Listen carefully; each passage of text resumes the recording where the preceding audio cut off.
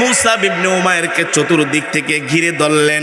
চতুর্দিক থেকে ঘিরে ধরে মুসাব ইবনে উমাইর বাম হাতে কালেমার পতাকার, ডান হাতে তরবারি নিয়ে কাফেরদের সাথে লড়াই করতেছেন।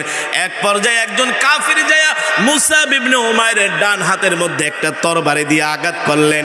এক আঘাতে মুসাব ইবনে উমাইরের ডান হাতটা বাহু থেকে বিচ্ছিন্ন হয়ে গেল। এবার মুসাব ইবনে উমাইরের ডান হাত শহীদ হয়ে গেলেন। তিনি বাম হাতে তরবারি নিলেন আর দাঁত দিয়া কালেমার পতাকাটা চিবিয়ে ধরলেন। এবার এক হাত দিয়া কাফেরদের সাথে লড়াই করতেছেন।